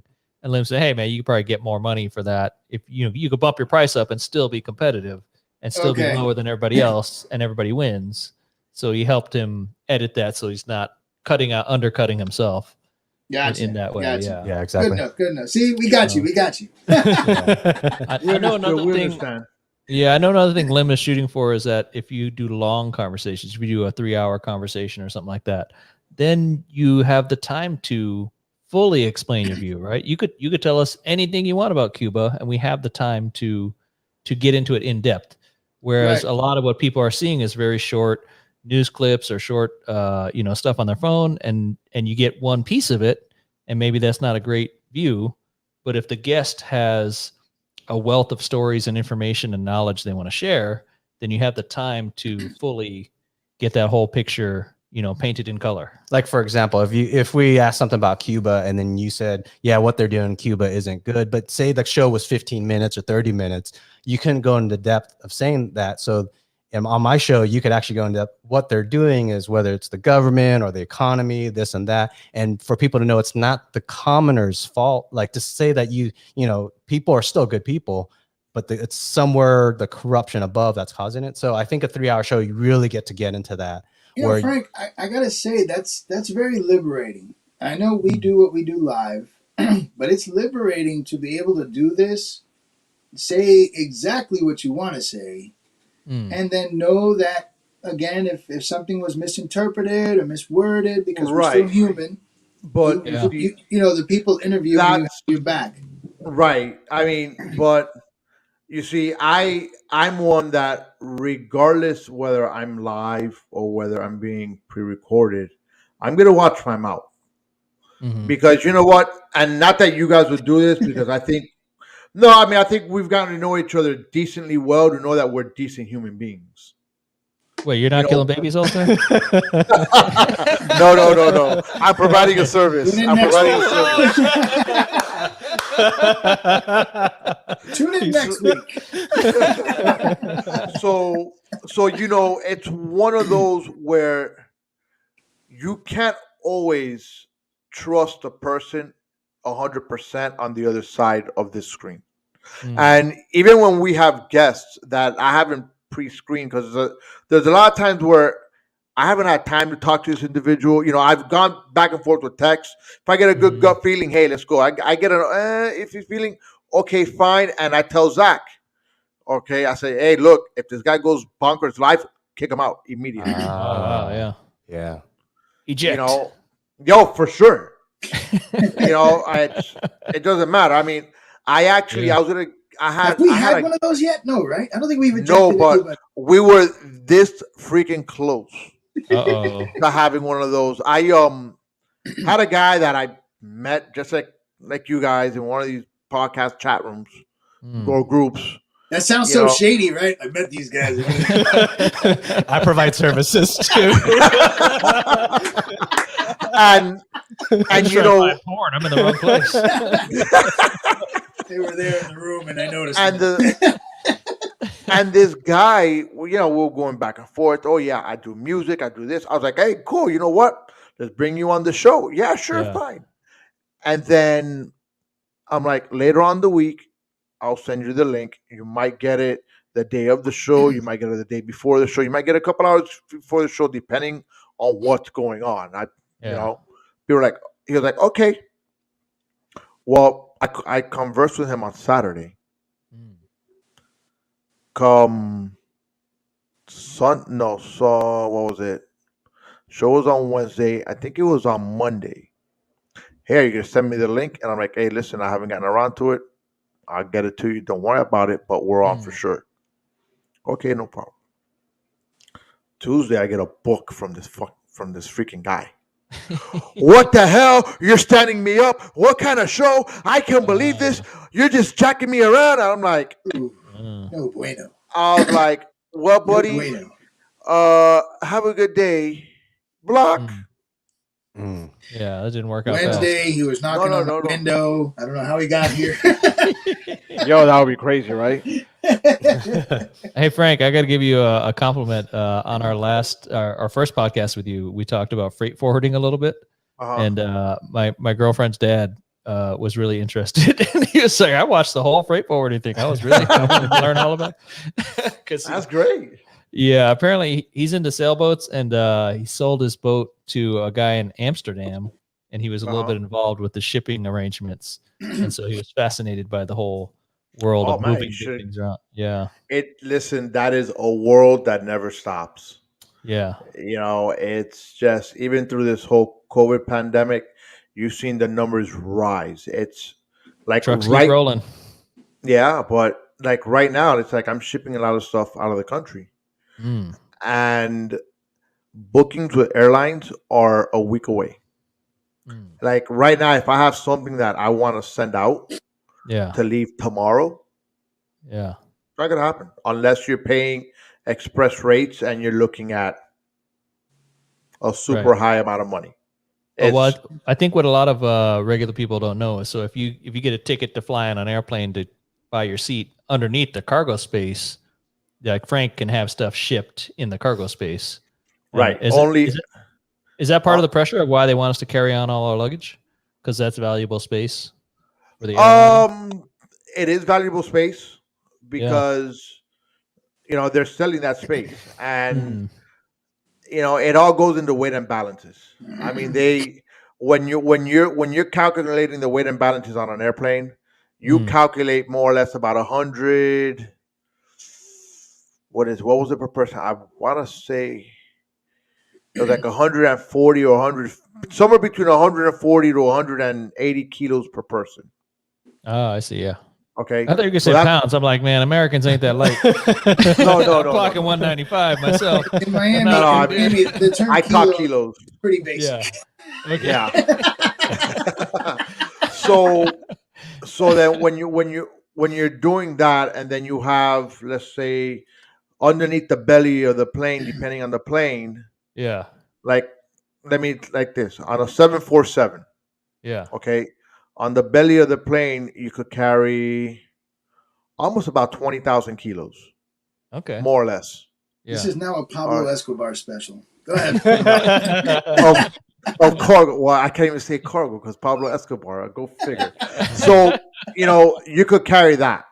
Yeah. So at in these other planes, whatnot. I mean, I'm not 100% familiar on what their tonnage is on it, Yeah. but I guarantee you it has to be somewhere between 10 to 15, 10 to 20. Mm. Okay, so that you could carry. Yeah. So that's a lot of weight. I mean, Yeah. a 747 freighter plane could carry, I believe, about 120,000 kilos of cargo. Yeah. Those are big planes. Okay, so and even the passenger planes with passengers, you're looking they could probably take about the same. So when you get all these passengers and you put them up to 180 kilos, more or less 150, 180 kilos per person, plus the Mm. luggage. Okay, that's why they weigh your luggage. Mm. So the loadmaster that's loading the plane knows, oh, okay, I have 1,000 kilos of luggage. Okay, that's going to go on this part of the plane. So the Mm. cargo is going to go on this part and on this part. I got to separate, what goes where and how to balance out the plane. Yeah. That makes sense.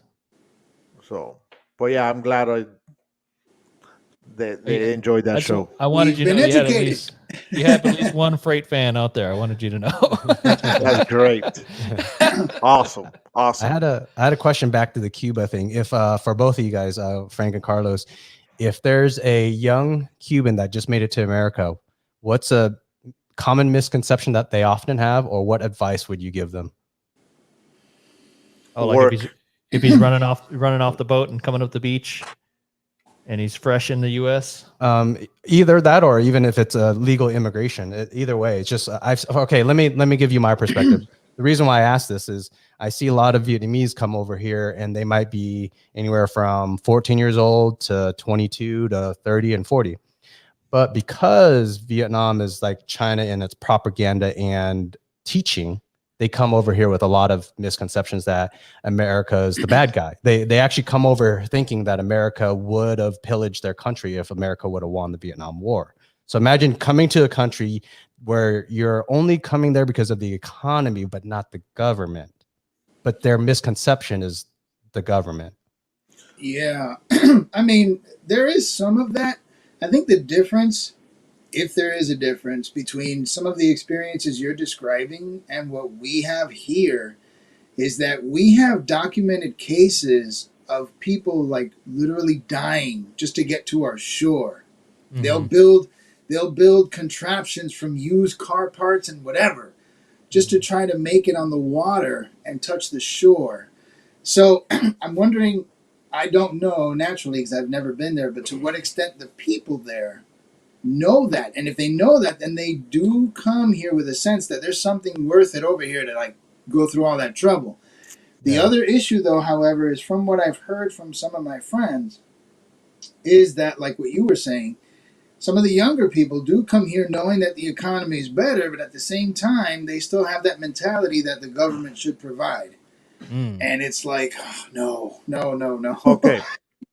Let me elaborate on that part with the young people that come out here. Okay? Yeah, because Frank started with work. Yeah. Okay. What happens is this. You're in Cuba, you work, you don't make much money at all. Okay? And I'm talking about maybe $18 a week. Yeah. I think it was the number. Okay, or it might be even less. So what happens is Cubans out in the island, they have to steal to live. Okay? So what happens is they get here with the mentality of sort that they also have to steal to work. I mean, to live. You know, some would do it from their job. Some would just be like, fuck it, I'm just going to steal just for the shit of it. You know, so, you know, with that mentality, it's like, no, listen, you have to work. All right. This is what you're going to get. The government might help you out for a little while, you know, but you have to really go out there and you got to work for your stuff. You're not going to get it for free out here. Because over there, I mean, in Cuba, they don't get anything really. But I'm sure if they could get their hands on anything for free, they're going to do it. I mean, I think they get a little bit of food. That doesn't go a long way. Yeah. You know, so that's why my advice is work and understand the government of how we operate here if you don't. And if you don't like it, you know what? Look, there's the door. Don't let it hit you on the ass on the way out. You know, it's my dad had a friend that came from Cuba. The guy came legally. And he just looked at my dad and said, I'm going back. I'm struggling here. Yeah. I guess he was very well connected with the political party out there. And he wasn't struggling much over there. Yeah. So, you know what? See us. Yeah, I think to connect to that is how whether they might be comfortable there for their financial reasons or whatever situation. I've seen some Vietnamese that are probably in, I think they're in their 40s and 50s, get their immigration papers and they're able to move to America. And I actually heard of one guy over there. It was a neighbor of my uncle. So I got a pretty good story from his sister. His sister said, yeah, the brother came to America in his 40s and 50s. I forget the exact age. And then he spent a couple years there and he said, no, that's not the life for me. I'm going back to Vietnam. Because his life in Vietnam was pretty good now. He's had enough financial stability. He gets to hang out with his friends, sit at the coffee shop, whatever he does. And America's just not offering that for the amount of money that he has to work and make compared to what he has in Vietnam. So another thing connected with that is also, I think the biggest misconception thing that one of the biggest things that I get annoyed with in Vietnam is back in 1975 and 1965, it was very hard times, the war. And prior to that, the economy was real bad. Any Vietnamese that made it to America from then, they would send back, like my dad, he sends back hundreds of dollars back either every month or every few months. So now this culture, this tradition has happened. But I think my dad's time in 1980s in America, 1990s was pretty good, where he was able to work a minimum wage job and get by. But nowadays, as I think all of us could probably agree with, healthcare, car insurance, price of cars, house costs, I think things are changing where when I look at the Vietnamese person, their livelihood, their way of life, it's a lot better now. And then when I compare it to mine, and they're asking me to send hundreds and hundreds of dollars back to them. I'm like, well, I don't think it's the same equation nowadays. And then I think I get called out kind of, I'm a jerk for that because I don't send back money. But I think when I look at their life nowadays, it's pretty good. Or some of them, not all of them. Right, but you know what? I think there's a misconception. As they might see it as, hey, wait a minute, you're in America, okay? You have to be making a lot of money. Exactly. Okay, if they know you have a show, okay, they probably think I mean, look at that studio. Right. They probably think, you know, they probably think you're rich, that you're super popular. Yeah. You know, so you know, I think that's where the misconception is. Now, number one, I don't send money to Cuba. My mom might. I don't. I won't. Get it. They don't get it. The You know, government. no, depending on how you send the money. You know, because if you know this, if you know somebody that's going and you trust them well, then there's not a problem. You know, and they'll give it to the family that needs to go to. But the misconception is that we out here in the States live good, live comfortable, live great. We don't have a worry in the world, and we all have money. When in actuality, we don't. You know what? We have these shows. Okay. Do I get paid for doing my show? No, I don't. Do I have to pay, you know, someone to produce my show? Yes. But now that's my choosing. Oh, Can I Zach's produce? making all the money. Yeah. This is a crime, actually. You know, but you know what? They do everything for me. You know, I mean, like right now, Zach had to leave. I told Zach, hey, no problem. I get it. You know, we went a little bit longer. And Zach is actually on vacation. Zach's on vacation. So, you know what? Hey, it's all right. But, you know, so at the end of the day, the show is really costing me money. Yeah, totally. Okay. And that's what people don't see or don't understand that are not here. Yeah, I think what you guys are knocking on is that it's hard to explain to people in other countries that we are struggling in the richest country in the U.S. I mean, in the world, right? We're in the richest place in the world, but somehow we're struggling, and there's no way to understand that the costs that get milked out of us in this capitalist system. That even if you're a smart, reasonable, if you just you buy a Corolla and you don't spend too much, you don't buy luxury goods, and you just need your health insurance, and it's still hard to get by for a lot of people, right? So some of us are lucky and some of us are not, and they can't imagine how you're in America. How can you be struggling? You know, how can you not have extra money that you could throw me money for free? And you want to know what's funny? You said something and I just laughed about being rich. Yeah. I want to say about 3-4 months ago, I had a friend of mine that came down from New York with their family, and I love their kids. I mean, I've seen them grow up. Yeah. And they, the youngest daughter jumped in the car with me because I met up with them at her father's house, and then we went to the hotel after that. So the youngest daughter jumps in the car. She's what? She's 20 years old. Yeah. And she's like, "Oh wow, you're rich." I'm like, "What do you mean?" I'm like, she's like, "You drive a Jeep." Yeah. I'm like, "I'm not rich. Jeeps are expensive. Yeah. And it costs money, but I'm not rich by all means." You're poor because of bad choices. But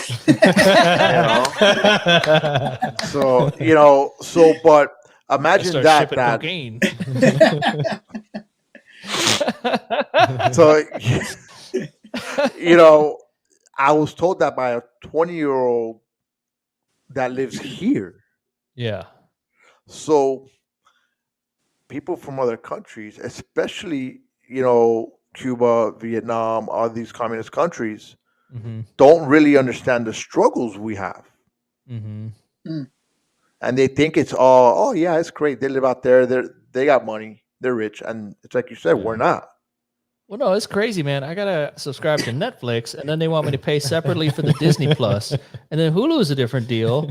But if I want to watch football stuff, I gotta get the ESPN Plus. That's a different package, and you start adding these all up. This is a crazy amount of money. You know, is that cable TV was cheaper. That's really it. That's it. It's like you have 17 streaming services, and you're like, I used to have like 40 channels with cable, and I paid less for all that garbage. Then look. I'll tell you this. I have YouTube TV. Yeah.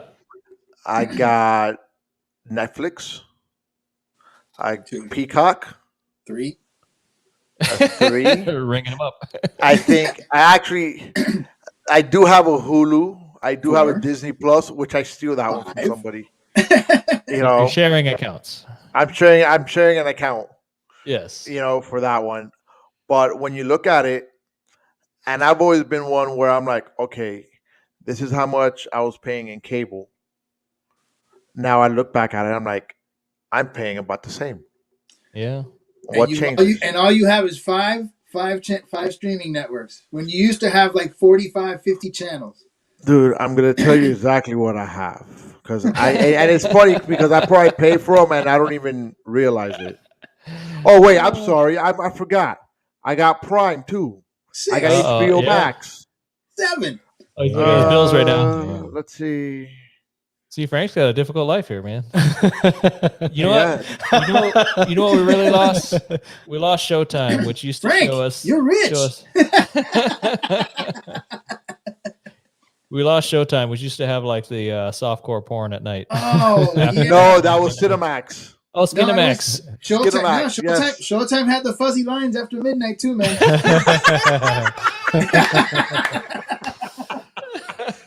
Who's sat there watching the fuzzy lines? For anybody hold on. Oh my God! Wait, I saw something. You just landed on a show with a bunch of old guys that were around before the internet. Sorry, is that popcorn ceiling? Is that really a popcorn ceiling up there? Hey, that's the struggle of the 80s. Oh God. Oh Lordy. Sorry, I think I just blew up our whole argument that life is a struggle in the U.S. Yeah, no, you completely we have blew it it. good here. People need to shut up. It's difficult here, God damn it! These cheeseburgers cost like $7 now. We're getting there, man. Every time I leave McDonald's, which is rare nowadays, but I see the total, I'm like, wait a minute. Yeah. Yep. Oh, we're getting old. $10. We're getting old when we could start saying that about our prices on everything. Listen, a number seven, which is just 2 cheeseburgers, fries, and a Coke, large, is almost $10. That's for real. Yeah. That's like, you want to know how I know that? I could sit in and just. I was there yesterday. Yeah. Well, that's actually a good illustration in economics. Is that a cheap meal is $10. Yeah, right? and that's so a problem. We consider that one of our. If you look at, hey, how can I eat for not a lot of money? That's going to be one of your cheapest options. Is go hit a fast food joint, and if you're averaging $10 for a meal, then add up that cost 3 times a day. Yeah, but you're killing your health with that. Yeah.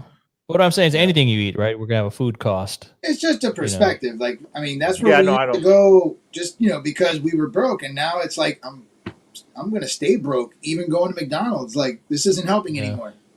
What's a step down from McDonald's? Emmett, was your point being that other cultures don't see that a cheap meal is $10, and then if you eat $10 times 3 is $30 a day, like Vietnam would not understand right that it's $30 a day just for the cheapest meal, and that's in America. So then Sketchy's old too. Sketchy's old too. Yeah. I'm telling you, he has to be close to our age. I have no idea how old he is, but I'll tell you, if that picture is that's him, his he's portrait. old. That's his portrait. He fought in the revolution. You're right, Lynn. Actually, Sketchy is out on the West Coast, though. All right, on the West Side. Yeah, he's on the West Coast. Yeah. So a question back on the Cuban thing: is there a sediment of Cuban people of the American culture or the government? Sorry, the government. Is there do How would the average Cuban think? Cubans in Cuba, and or if you hear about them freshly coming to America, do they have a certain view on the government? Do they dislike it? Do they have some propaganda on the Cuban government? Their thoughts on the Cuban government? No, the or people, our government? Cuban people of the American government. Why you got such a weird question, bro? Yeah. It's funny because we normally don't talk about the American government. We always hear about the atrocities of the Cuban government. Right. I think they know that we are a free country. Yeah. And I think it really depends on the Cuban you're really talking to. That's true. Okay, because if you look at it, I mean, the regime's been in place for what, over 60 years, right? So I think 62 years. Mm. So how much of the old regime do you have left? Yeah. You know, or how much of the Cuban population that was part of the old regime do you have left? Not many. Yeah.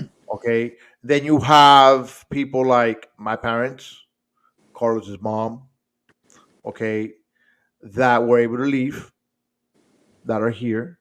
Mm. Okay. So and we're talking about people that are 70 years old. Mm-hmm. So when you look at it, if you're 60 years old right now, you grew up in that communist country.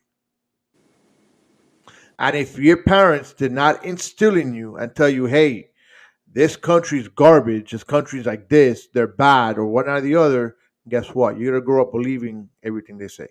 Mm. So I think it all really depends on what the home situation is of that individual. Yeah. You know, I mean, I've had people come up and say, oh, this country sucks, Mm. you know, because of what they're fed, you know, in school.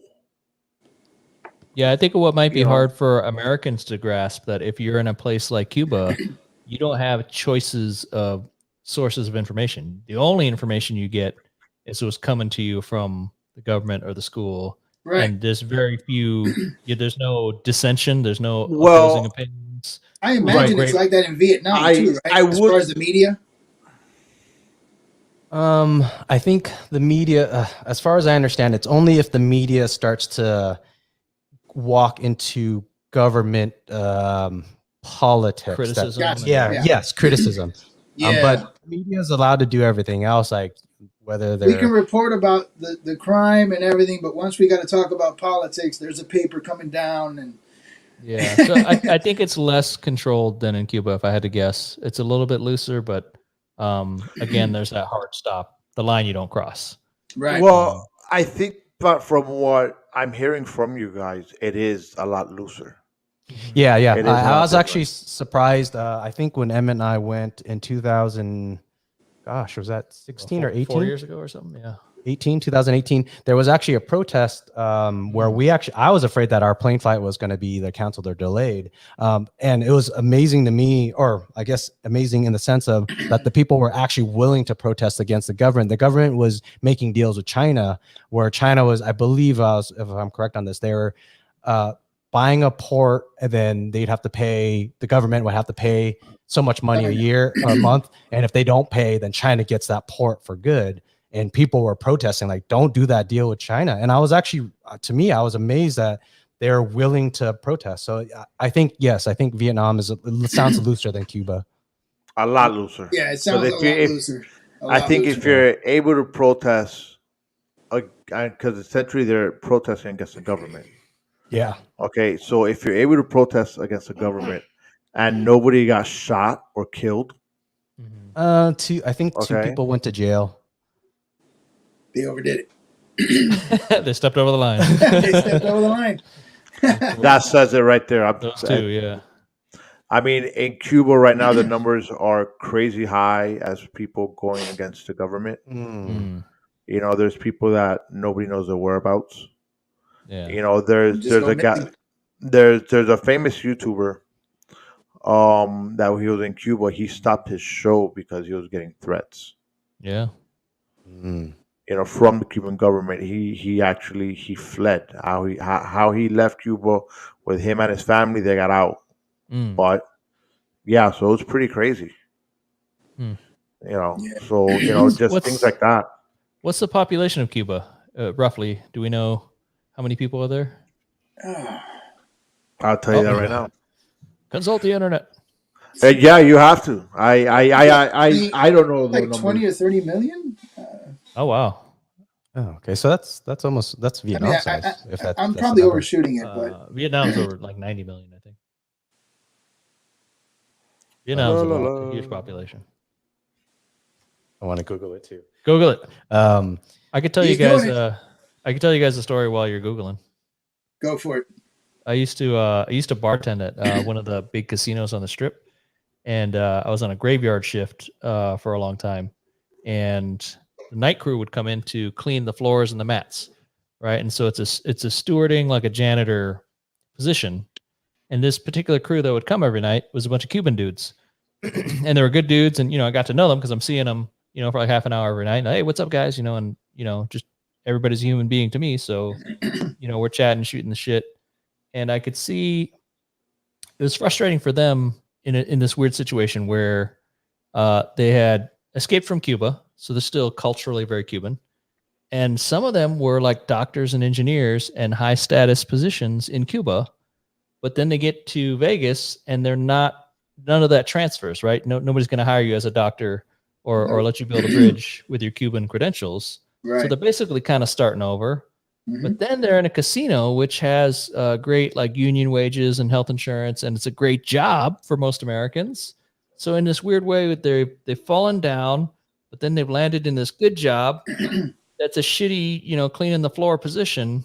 And you could see these poor guys that were just good dudes that you got to bring home money to raise the kids, and you want to take care of your family, but there's this frustration, like, shit, I'm stuck here on a graveyard shift, cleaning mats. And it was such a strange, I guess, corner of the world to end up when I thought of it, because we're talking about the broader picture of. But were they upset because they were cleaning mats, or are they upset? Like, I'm trying to understand why they're upset. I get the fact that you come from one place as a doctor and you're cleaning floors as another. Yeah. But you left a place with certain conditions and now you're here. Yeah. So where exactly is the anger? Because even as a doctor, from what we've gathered, it ain't much. Outside of status, your life is still crap. But I think for humans, a lot of it is about social standing and respect, right? And then that would be. But is their situation better here cleaning floors? I would wager yes. Yeah. So it's kind of interesting that you bring that up like that. Frank, you have an answer? Yeah. Look like you have an answer. Yeah, I do. What was that number you said, Carlos? I said, what, 20 or 30 million? He wants you to be wrong. I'm probably wrong as hell. How many Cubanos? 11,318,785. 11 million? You weren't crazy off. 11 million. Wasn't that far off? It was like. Yeah, about 9 million. You only double. And then Emmett was right with 96 million for Vietnam. Okay. Oh wow. So a question for both of you, Frank and Carlos: is there any Cuban culture that you wish either Americans or the world would understand or adopt? So, for example, in the Vietnamese culture, something that I love is the home unit. There are pros and cons. I'll lay that out. That they're very close: mom, dad, child, son, daughter, grandparents. The family unit, aunts and uncles. It's just a tight family unit. That might come from the time of poverty. That might be more of a historical thing that causes the culture. You're shaking your head, Frank's saying no. And then I wish America would somehow. I don't know the answer because there are complications. If you take that on, one thing that I don't like in the Vietnamese culture is you always have to respect your elders, even if they say something wrong, and I don't like that. No, those are similarities, actually. Okay. Yeah. The Cubans are very similar to that, and I think, and it's not just Cubans. I think anywhere out of the U.S. is very much like that. I know, and I know. I don't know about Europe, man. I think Europe. Okay, maybe not Europe, but I mean, Yeah. I think majority of the population Except does have Italy. that home life, and it really, it also starts here at home, But what happens? A lot of us work, right? I mean, Carlos, you and your wife both work, hmm so it's hard. Now in Cuba, where maybe one parent works or none of them work, okay, you're able to have that home loving life. In Vietnam, I'm sure it's the same way. Probably not everybody works, right? or they both work. Like they say, mom and dad. They typically both work. I would say more so they both work than they don't. I would say Okay. majority is. And I just think it's also due. I mean, how much stress do they have about paying their bills? It's all that plays a factor in having a loving home or a unity home where you all sit down and eat dinner together. You all do this. You all go out as a family. Or I mean, respecting your elders. You got to respect your elders. Yeah. Okay. That's part of it. Now, hold on. It's hard because they're wrong. There's a way to tell your elders, hey, you're wrong. Okay, in a very polite way. You don't. No, I think you could always tell anybody, hey, look, you're wrong. Yeah. In the Vietnamese culture, you're not supposed to eat. I'm with Liam. Like in Cuba, it's the same. I don't give a shit where you're. I don't care. I'm just telling you you're wrong. Because that's an American talking. It is very Americanized. I mean, look, I'm very Americanized. I got Cuban roots. I got Cuban runs in my blood. Yeah. Okay, but I'm Americanized as they come. Yeah. I believe that I'm gonna tell you that you're wrong when you're wrong. When you're right, hey, thank you very much. You just taught me something. That's but when great, you're wrong, you're wrong. I don't care if you're my mom, my dad, my grandparents. It doesn't matter who you are. You still have a right to know that, hey, I think you're wrong. In your eyes, in their eyes, they might not be wrong. Parents are never wrong. Like with my kids, I'm never wrong. Okay? I'm never wrong. I'm always right. I think part of it is, I think it's a two-part issue in America as opposed to our cultures. And I say our meaning Vietnamese and Cubans, because from what I'm hearing from you, they're pretty similar. But once you get here, the first thing I would say is the work structure in America kind of breaks that because both parents are forced to work pretty much. I mean, if you have a one parent working household in America, you're doing great. And so for the most of us in the middle class, that's not the case. Both of us have to have jobs, people watching our kids, schools basically raising the kids, which brings me to the second problem then. The messaging that the kids get and that society gives us parents that, the children are empowered from very young. And so that whole dichotomy that you experience in Vietnam and that Cubans grow up experiencing is evaporated literally from the get-go in the United States. And so you don't have that kind of structure. And even those of us who are first generations, we have enough American in us to where we're at conflict with our own parents because we just don't see things that way because we've been told since the get-go, that we have these rights and we have these powers and we have this and we've grown up with a different mentality. It's yeah. So yeah. I think all of that is an issue, and America is definitely one of those countries where kids are brought up in a sense that like you leave the nest and don't be your own person, and the parents you care for them and all that, but they're always a phone call away, and that's where you want them. Whereas in our cultures, we're all kind of much more meshed in together, and that's a part of messaging, and I think the work structure in here has helped that as well because parents can't even really be there. Wait, Lim, so are you saying I should move my mom and brother into my house? Well, we're in America. That's great, man. You said that's a better family structure. Just depends. Be a tight unit. Yeah, you're in America now. You have cover. If they give you a headache, you're like, "Look, I'm in America." See, like that just changes everything. That's like your I mean, we got a lot of ants. We can bring you all have the a pass ants in. there.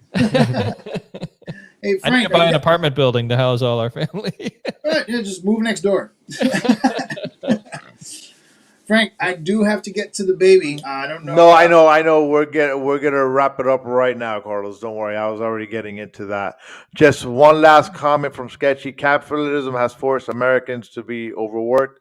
America is the 10th most overworked country. Maybe if we work less, we all could focus on our families and have a better quality of life. I agree with that. I completely agree with Sketchy.